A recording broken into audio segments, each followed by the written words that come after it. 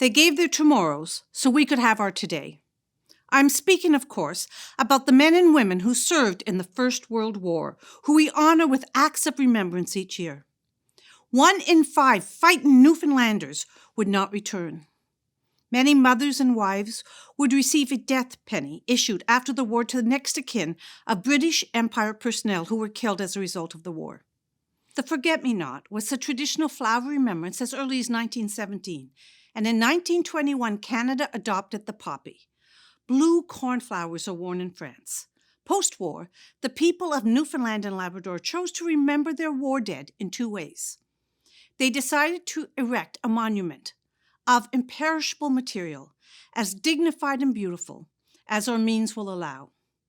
The National War Memorial on Duckworth Street was officially unveiled in 1924, and this is where we stand to remember every year on November 11th and July 1st. But the people of the small Dominion of Newfoundland also wanted to create the country's first post-secondary institution, a lasting legacy that would help equip young people for the 20th century. Memorial University College was erected as a memorial to those who fought and fell in the hope that by their sacrifice their country might be made a better and happier place. As the years pass, society has chosen many forms to remember the casualties of war, from the Fighting Newfoundlander sculpture in Bowring Park to the Trail of the Caribou monuments in Europe. Except for 4 years during German occupation in the Second World War, the last post is played at the Marine Gate in Belgium at 8 o'clock every night to honor those who died for its freedom. These are traditional ways to remember, but creating new ways of engaging with the past shows that the ways we commemorate are not static. And in recent years, history has turned into art. In Ottawa, in 2016, 117,000 poppies were projected onto the Peace Tower and slowly fluttered down. Each poppy represented a Canadian life lost in an armed conflict since 1914. In 2018, the moat outside the Tower of London was lit up with 10,000 torches to honor those who were killed in World War I. Closer to home, artist Morgan MacDonald created 100 portraits of the Great War. 100 descendants of First World War soldiers had their faces cast for the project. Opera on the Avalon performed Ours, an original work that follows the chaplain to the Newfoundland Regiment. And Memorial is proud to be home to 17 quilts by the Cabot Quilters Guild. The quilts preserve the memories of the soldiers, sailors, and the women who served in the First World War. Each square of each quilt is an expression of the honor, respect, and affection that the creators hold for those they remember. Our university stands as a reminder of all that was lost, so that all could be gained. It is our responsibility at Memorial University to chase progress, to create improvements, to dig for knowledge that resides at depths we never before imagined. Since our humble beginnings in 1925, Memorial alumni have built Newfoundland and Labrador first as teachers, educating young people in towns and outports, and later as engineers, doctors, business leaders, and artists, just to name a few. Our reach and influence has grown, now with national and international impact that resonates more loudly every day. Together, we realize a vision of Memorial University of Newfoundland and Labrador through the greatest act of remembrance, the advancement of our society through education. To those in uniform serving today, and to those who have served in the past, such as my husband, we honor you today and every day, lest we forget.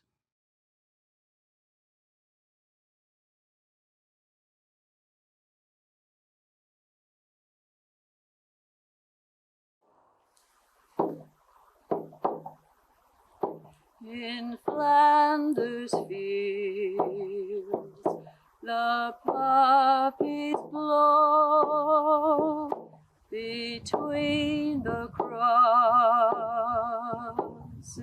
row on row, that mark our place. And in the sky, the lark still bravely always singing fly, scarce heard amid the guns below. We are the dead, short days ago. We lived, felt dawn, saw sunset glow, loved and were loved, and now we lie in Flanders fields, in Flanders fields,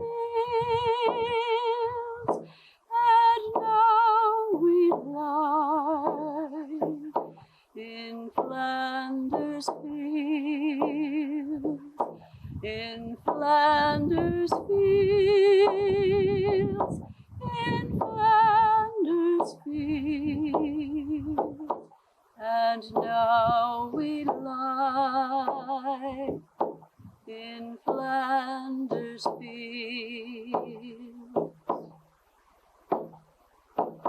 Take up your quarrel with the foe, to you from failing hands we throw. The torch be yours, to hold it high. If ye break faith with us who die, we shall not sleep. The poppies grow in Flanders fields, in Flanders fields. We shall not sleep. The poppies grow in Flanders fields, in Flanders fields.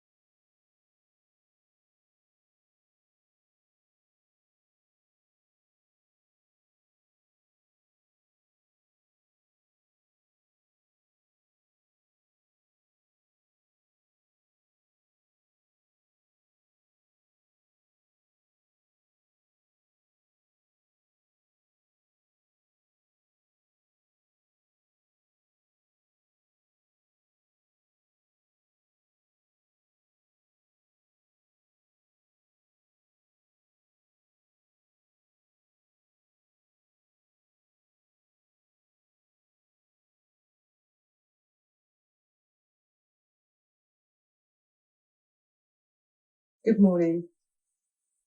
Let us give thought to those brave servicemen and women who courageously fought in the violence of wars to ensure peace for those they left behind. We are grateful to those who suffered and still suffering today from conflicts that they have faced to make the world a safer place for others. Bless all those that have been tormented by the loss of loved ones who paid the ultimate sacrifice in losing their own lives for saving others. I would now like to read a poem by Sherry Ball. I do not know your name, nor for which battle you died. I do not know your home, nor the tears that were cried. I do not know where you rest, nor the promises broken. I do not know your uniform, and your fears lay unspoken.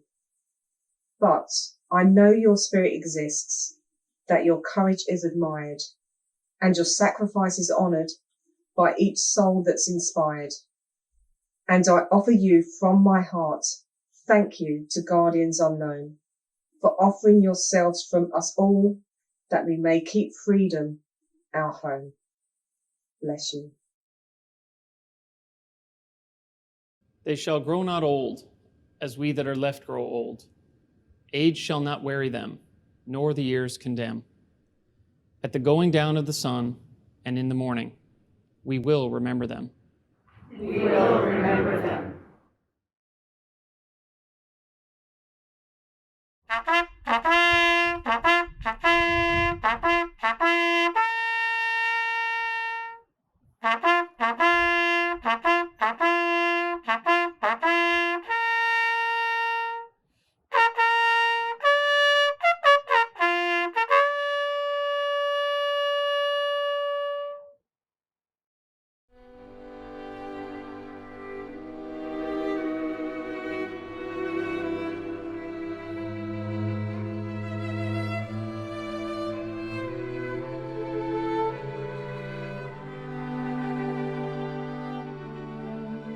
In Memoriam, 310 former students of the Memorial University College offered themselves for active service in the Second Great War, 1939 to 1945. The university holds in special honour the past students who have been reported dead or missing and whose names are here given. David Monroe Baird, Lawrence Bannikin, John Hamilton Barrett, Walter Robert Butt, Herbert Bond Clark, Roy Clark, William Bradley Collins, Thomas Joseph Delaney, John Kevin Evans, Victor Raymond French, Neil Willoughby Harnett, William Palmer House, David Simpson Kerr, Brendan David Lacey, Harold Lewis Learning, Lionel Edgar Legg, Wallace Clifford Luther, Edgar Raymond Martin, David Gordon Morris, Clarence Walter Parsons, Alexander Duncan Saint, Arthur James Sampson, Bernard Thomas Scammell, Francis Smith, Eric Augustus Snow, Charles Henry Stewart, James Robin Stick, Philip Francis Templeman, Harold Baxter Wareham, James Walcott Winter.